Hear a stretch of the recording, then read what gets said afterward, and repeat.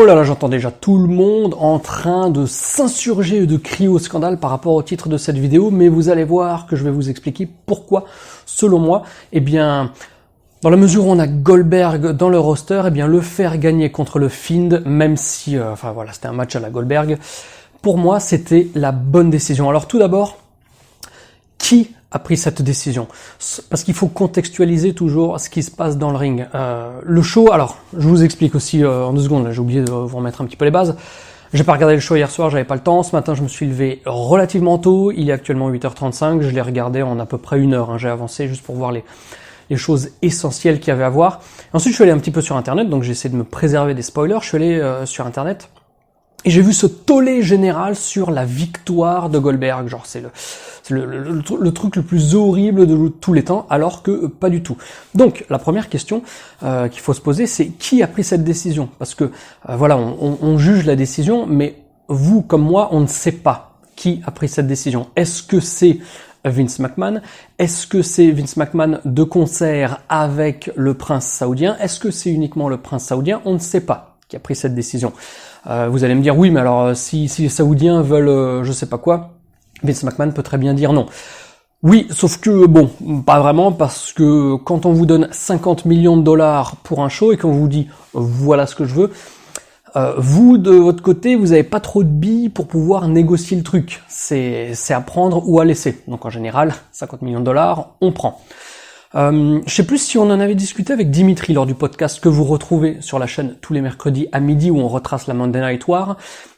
Je ne sais plus si on avait donné les pronostics, mais quand j'ai vu Goldberg arriver à SmackDown il y a 1 ou 2 semaines, ou peut-être 3, pour moi c'était relativement évident qui gagne à Superstar, à Super Showdown, et cette vidéo va aussi expliquer pourquoi, parce que c'est tout simplement du business. Donc, premièrement, on ne sait pas qui a pris cette décision. Tant qu'on ne sait pas qui a pris cette décision, ça sert à rien de jeter la pierre sur l'un ou l'autre.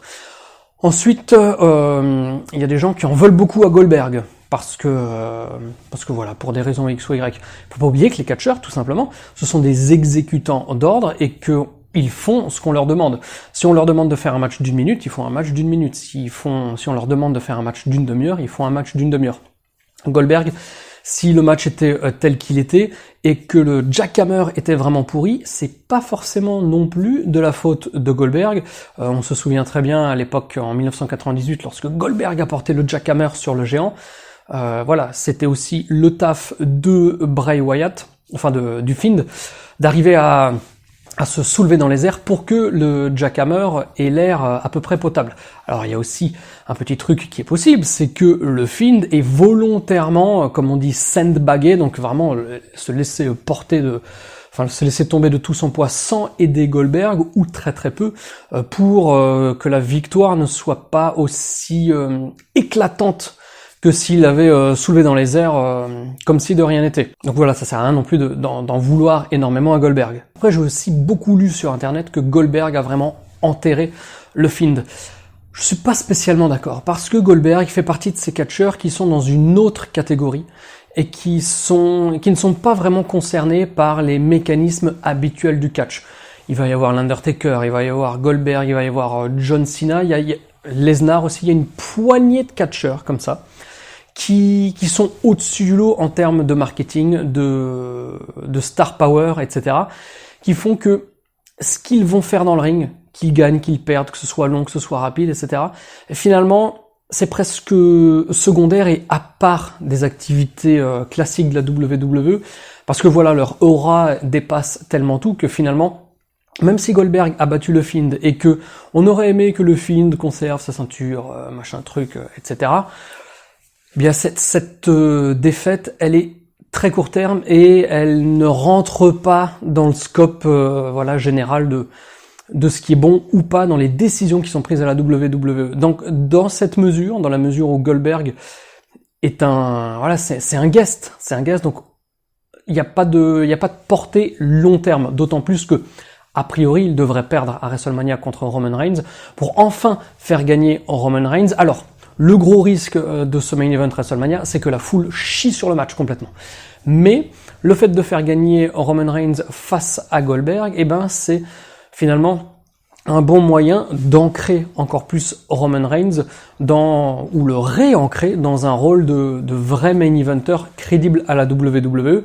Et même si on ne l'aime pas, vous pouvez être sûr, vous comme moi, que dans 5 et 10 ans, eh bien, on sera tous à faire comme ça lorsqu'il sera intronisé au Hall of Fame, où voilà, a posteriori, on sera capable de reconnaître l'influence positive qu'il a eue sur le roster de la WWE et sur le catch en général sur ces années de 2015-2025. Puis il y a un autre élément qui est très intéressant, très important, mais sur lequel on n'a encore que très peu d'informations, c'est que peut-être la WWE va arrêter de mettre les pay-per-view, les gros pay-per-view, Rumble, WrestleMania, SummerSlam, Survivor Series et peut-être les Super Showdown sur le network. Qu'est-ce que ça veut dire? Ça veut dire que on ne sait pas encore quand et avec quel provider, enfin quel fournisseur de plateforme pay-per-view, la WWE va commencer à diffuser donc ces pay-per-view de nouveau en pay-per-view, c'est-à-dire 50, 60, 70 $, comme l'UFC, comme la EW, comme la boxe, etc.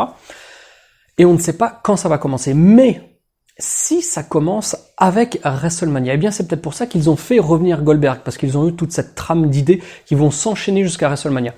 Parce qu'il faut quand même l'avouer, si WrestleMania rebascule en pay-per-view, c'est-à-dire que on va vendre le show, non pas pour l'abonnement à 10 $, mais on va vendre le show pour les fans de catch, mais aussi pour le grand public qui ne voudra pas s'abonner au network. Donc ça veut dire que les pay-per-view sont de nouveau disponibles pour le grand public qui ne voulait pas forcément s'engager sur un abonnement mensuel style network. Donc il faut construire le show de manière différente, il faut construire le show de manière à le vendre, et non pas, voilà, les gens sont abonnés, de toute façon ils vont se taper WrestleMania, donc finalement on peut prendre un petit pas de recul, se reposer et ne pas se triturer les méninges. Là non, il faut vendre le show. Le show, il va être main eventé par Drew McIntyre contre Brock Lesnar, donc on a une star mondiale internationale avec Brock Lesnar, ça c'est ok. Mais le deuxième match, le deuxième main event, qui doit être le sous-titre qui va renforcer l'envie, le désir chez les gens d'acheter ce pay-per-view, c'est donc le deuxième match pour le titre universel. Le Fiend contre Roman Reigns, ok. Est-ce que ça donne envie à Madame Michu, à quelqu'un qui n'est pas forcément fan de catch, qui ne regarde pas souvent du catch, d'éventuellement, ponctuellement, acheter WrestleMania, donner 50, 60, 70 $? Non. Par contre, si c'est Roman Reigns contre Goldberg, là, il faut malgré tout reconnaître que le star power de Goldberg est infiniment plus grand que celui de Bray Wyatt, du Fiend, et d'ailleurs, à ce niveau-là, n'importe quel autre superstar de la WWE. Donc, il est tout à fait logique au niveau du business, parce qu'il faut faire preuve d'un petit peu d'empathie aussi et comprendre les mécanismes de la gestion de la société qu'est la WWE. Et bien tout simplement, en mettant Goldberg en main event de WrestleMania, on met encore plus de munitions, on se donne plus d'armes pour aller attaquer le marché, pour que plus de personnes achètent le pay-per-view. Parce que si on fait un petit calcul rapide, il y a combien? Il y a 1,4 million, allez, juste pour les US, allez, on va dire 1 million d'abonnés, c'est-à-dire 10 millions de dollars de revenus mensuels. 10 millions de dollars de revenus mensuels qui font qu'on a accès à tous les pay-per-view de manière égalitaire. Il y a toujours 1 million d'abonnés, c'est-à-dire que les 10 millions de dollars, on les a toujours, mais si on enlève WrestleMania, le Rumble, etc., on va créer de nouvelles sources de revenus. Et quand on fait un petit calcul, admettons qu'on vende WrestleMania à 50 $, qu'il soit acheté à 300 000 exemplaires, ça nous fait 15 millions de dollars de revenus. C'est-à-dire que juste en sortant WrestleMania, on double les revenus mensuels du network. Et donc après avec le Rumble et autres. Et encore 300 000, c'est vraiment une estimation très basse. On peut plutôt tabler sur du 500 000. Donc 500 000, voilà, ça ferait 25 millions de dollars de revenus. Donc quand on comprend ce côté business, eh bien évidemment, lorsqu'on a le choix entre différents catcheurs et qu'on se dit c'est ponctuel, c'est uniquement pour WrestleMania, après on va faire gagner Roman Reigns et on revient sur les pay-per-view offerts sur le network, on revient sur la trame habituelle de la WWE, des storylines, etc. Eh bien quand on a le choix entre toutes ces superstars, est-ce qu'on laisse le Fiend et Roman Reigns? Pas forcément, parce qu'on se dit bah tiens, pourquoi pas faire revenir Goldberg, déjà pour booster les audiences à SmackDown, c'était pas trop le cas, mais bon. Éventuellement pour faire booster les audiences à SmackDown. D'ailleurs, on verra ce soir même avec le retour de John Cena quelle est l'incidence sur tout ça. Mais voilà, Goldberg, Lesnar, Cena, ce sont des incontournables, des noms qui sont ancrés dans l'inconscient collectif, qui sont connus de tout le monde aux États-Unis et qui peuvent être vraiment des véhicules, des vecteurs d'achat de pay-per-view et donc de revenus supplémentaires. Parce que Roman Reigns contre le Fiend et juste Drew McIntyre, Lesnar, finalement on a un WrestleMania qui est vendu entre guillemets par Lesnar et quasiment rien d'autre. Sauf avec voilà, ce soir le retour de John Cena, on ne sait pas ce qui... Enfin, il y a quelques rumeurs, mais pour le moment je préfère m'abstenir de tout commentaire ou de toute prévision. Avec le retour de John Cena, Lesnar et Goldberg, bah là on a quand même un show qui est solide et qui propose des noms, parce qu'il faut pas oublier que celui qui va acheter WrestleMania, qui regarde pas forcément du catch, il s'en tape du catch complètement, il s'en tape qu'il y a eu 4 spears, un jackhammer pourri. Tout ce qui compte pour lui, c'est de voir un mec, de voir un petit peu l'ambiance, le cadre, etc. et de le voir gagner, éventuellement. Donc voilà la victoire de Goldberg, en combinant et en articulant tous ces éléments que j'ai mentionnés avec vous. Business, qui prend les décisions, court terme, long terme, qui finalement ne sera pas trop impacté parce que le Fiend lui aussi il est très protégé et il a été buildé de manière à ce que cette victoire, cette défaite face à Goldberg lors de Super Showdown, eh bien finalement ce sera presque un épiphénomène qui n'aura pas d'incidence sur le Fiend ce soir à SmackDown ou dans les semaines suivantes vers Elimination Chamber et WrestleMania. Donc il faut pas non plus s'inquiéter et croire que le Fiend est complètement mort. C'est d'ailleurs quelque chose sur lequel ils vont pouvoir jouer par rapport aux réactions de la foule ou autre. Donc ça ouvre même d'autres perspectives. Donc je disais, je reviens en arrière, que quand on prend tous ces éléments, qu'on les articule ensemble, et qu'on se place du point de vue de Vince McMahon, spéculatif, si on est dans l'optique de vendre WrestleMania pour la première fois depuis des années, depuis mars 2014 avec l'ouverture du network, de revendre WrestleMania en tant que pay-per-view individuel, eh bien, avoir fait gagner Goldberg pour l'amener en tête d'affiche de WrestleMania, c'était la bonne décision, n'en déplaise à ceux qui ont vu ça comme une grosse surprise. Donc voilà les amis, j'espère que cette courte vidéo de débrief de Super Showdown vous a plu. Je vais vite la monter, je vais vite la balancer en ligne, comme ça après je peux ressortir dans le monde civil. Mais voilà, je voulais prendre quelques instants pour partager mon sentiment. Alors un avis qui est évidemment clivant, ça je le reconnais, parce que quand j'ai vu sur Twitter, Facebook, YouTube et dans les commentaires les réactions du public, je me suis dit waouh, je suis très surpris que personne n'ait dépassé le stade de surprise ou de what the fuck quoi. Et c'est pour ça que je voulais faire cette vidéo, pour dépasser le stade de what the fuck, pour essayer de rentrer un petit peu plus dans le détail, pour essayer de voir quels peuvent être les mécanismes et les raisons qui ont fait que cette décision a été prise. Voilà, donc allez, je termine la vidéo là-dessus.